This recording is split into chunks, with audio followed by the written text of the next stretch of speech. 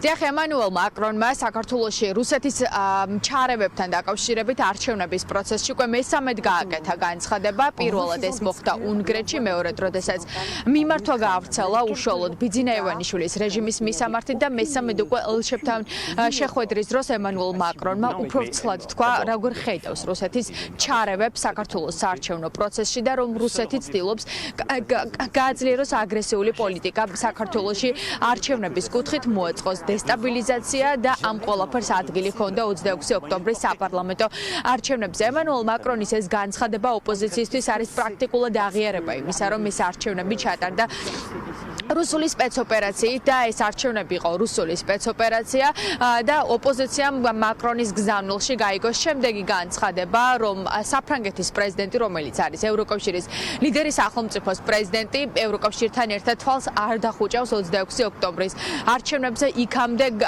არჩევნების გაყალბებაზე იქამდე, სანამ არ დაინიშნება ახალი არჩევნები, თავისუფალი და სამართლიანი არჩევნები ევროკავშირის სტანდარტებით და საფრანგეთის პრეზიდენტის ემანუელ მაკრონის შემდეგ უკვე საფრანგეთის ელჩმაც დაადასტურა, რაში ხედავს გამოსავალს ემანუელ მაკრონი, რომ ეს არის კრიზისიდან გამოსვლის ერთადერთი გზა ახალი არჩევნები. ოპოზიცია პირდაპირ ამბობს, რომ ევროკავშირი აუცილებლად გააგრძელებს ძალისხმევას, რათა პასუხი აგებინოს ბიძინა ივანიშვილის რეჟიმს არჩევნების გაყალბებაზე და ამისთვის ევროკავშირს აქვს ძალიან ბევრი ბერკეტი, მათ შორის უვიზო რეჟიმის შეჩერების პროცესი, თუმცა ოპოზიცია ამბობს, რომ ახლა ყველაზე მნიშვნელოვანია ევროკავშირმა დასაჭოს ქართული ოცნება და არა ქართველი ხალხი, იქიდან გამომდინარე, რომ ვიზა ლიბერალიზაციის შეჩერებით ეს პროცესი ნეგატიურად აისახება საქართველოს თითოეულ მოქალაქეზე. ყველასთვის ნათელია, რომ ამ სპეცოპერაციის ამოცანა იყო ევროკავშირის განდევნა, მათ შორის ჩვენი ქვეყნიდან და ამიტომ იყო, რომ გაგრძელდა არჩევნები კობახეთის განცხადებით ევროპული გზის გაუქმების თაობაზე საქართველოსთვის. ეს აჩვენებს იმას, რომ ეს განცხადება ადასტურებს იმას, რომ არანაირი შანსი არ აქვს ამ რეჟიმს მოიპოვოს რაიმე სახის საერთაშორისო ლეგიტიმაცია. არანაირი შანსი არ აქვს მათ შორის საქართველოს, რომ ევროკავშირში გაწევრიანების გზაზე დაბრუნდეს, თუ არ დაინიშნა ქვეყანაში ახალი არჩევნები. ფაქტიურად მაკრონის განცხადება ადასტურებს იმას, რომ საქართველოში დღეს მიტაცებული აქვს ძალაუფლება კონსტიტუციის და საერთაშორისო დემოკრატიული ნორმების საწინააღმდეგოდ რუსეთის მოკავშირე ხელისუფლებას. თემა საერთაშორისო დემოკრატიულმა საზოგადოებამ ზეპირად იცის, რაც წარმოადგენს რუსული მმართველობა, განსაკუთრებით კრემლი, რომელიც ცდილობს გაავრცელოს და მოახდინოს ტირაჟირება ამ რუსული მმართველობისა სხვადასხვა ქვეყნებში, ხო? სადღაც მას გამოსვლია, სადღაც მას დროებით გამოსვლია, სადღაც თლიანად არ გამოსვლია. აქ საქართველოში ცდილობის პროცესია, მაგრამ პარალელურად ქართველმა ხალხმა დაუპირისპირა პუტინის აი ამ განზრახვას დემოკრატიულ ფასეულობაზე დაფუძნებული ქართული ძლიერი საზოგადოებისა და სახელმწიფოს ფორმირება. ეს მაკრონის განცხადება მეტყველებს არის ის, რომ უფრო და უფრო მეტად გვიძრება დასავლეთში ის აზრი, რასაც აქ ვაჟღერებდით ადგილზე, როგორც პოლიტიკური ჯგუფები, ისე პრეზიდენტი ზურაბიშვილი, რომ ეს არჩევნები იყო საბოლოო ჯამში რუსული სპეცოპერაცია, კარგად დაგეგმილი, კარგად ორგანიზებული და კარგად ჩატარებული.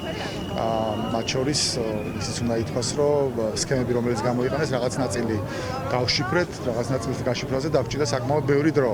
ეს არ იყო არჩევნები, ეს არ იყო უბრალოდ არჩევნების გაყალბება, ეს იყო არჩევნების საქართველოს მოქალაქეების ისტორიული არჩევანის მოპოვება. ივანიშვილის დასანქცირება იყო სიგნალი, რომ ამერიკის შეერთებული შტატები საქართველოს ხედავს არა მხოლოდ ავტორიტარულს, არამედ პრორუსულსაც. ეს განცხადება უკვე ბობ ჰამილტონმა გააკეთა ამერიკის ხმასთან ინტერვიუში. ამერიკის ჯარის თადარიგის პოლკოვნიკი პირდაპირ ამბობს, რომ ივანიშვილის სანქცირებით შეერთებულმა შტატებმა აღიარა, რომ დე-ფაქტო მმართველი საქართველოში არის ბიძინა ივანიშვილი და ქართულ ოცნებას არ უნდა ჰქონდეს მოლოდინი იმისა, რომ ტრამპის ადმინისტრაციასთან ურთიერთობების გადატვირთვა მოხდება.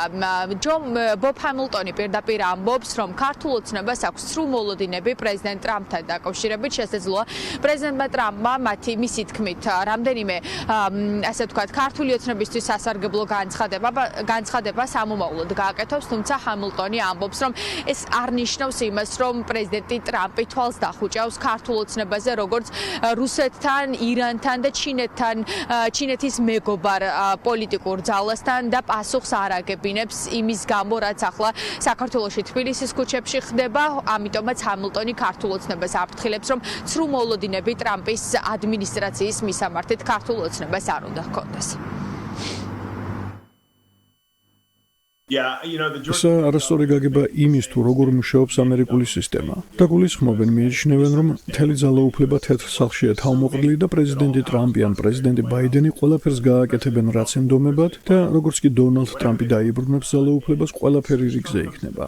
კონგრესს ნამდვილად მნიშვნელოვანი როლის შესრულება შეუძლია საგარეო პოლიტიკაში, მიუხედავად იმისა, რომ როგორც წესი მას თეთრი სახლი განსაზღვრავს. როგორც წესი თეთრი სახლი წყვეტს ამას, მაგრამ როდესაც ეს კონგრესის დაწერილია, მისი უფლებამოსილების ფარგლებშია და კანონის ფორმა აქვს. მაშინ მხოლოდ კვლავ კონგრესს შეუძლია მისი შეცვლა. ჰელსინკის კომისია ჯო უილსონის ლიდერობით ძალიან მტკიცე ხმაა საქართველოს ევროატლანტიკური ინტეგრაციის, ევროპული მომავლის თაობაზე და საქართველოს ავტორიტარული პრორუსული შემოbrunების წინააღმდეგ. რაც შეეხება პრეზიდენტ მაკრონის განცხადებას, რა თქმა უნდა, საფრანგეთის ლიდერის ეს განცხადება ქართული ოცნების ლიდერებისთვის მარტივი მოსასმენი არ ყოფილა, რადგან ეს არის პრაქტიკულად მხილება იმისა, რომ რუსეთის ჩარევით შეინარჩუნა ბიძინა ივანიშვილმა 26 ოქტომბერს ხელისუფლება და ძალაუფლება და ეს არის მხილება იმისა, რომ არჩევნები გაყალბდა, რა პასუხი ჰქონდა დე-ფაქტო პრემიერ-მინისტრ ირაკლი კობახიძეს ემანუელ მაკრონის მისამართით, მან გუშინ საღამოს გააკეთა განცხადება და პირდაპირ თქვა, რომ ემანუელ მაკრონმა ყურადღება უნდა მიაქციოს უკრაინას. პრაქტიკულად კობახიძემ თქვა, რომ მაკრონი ერევა ქვეყნის შიდა პოლიტიკურ პროცესებში ევროკავშირის ის ლიდერი სახელმწიფო, რომლის ხმასაც აქვს, რა თქმა უნდა, გადამწყვეტი მნიშვნელობა და რომელიც წყვეტს საქართველოს ევროპულ მომავალს.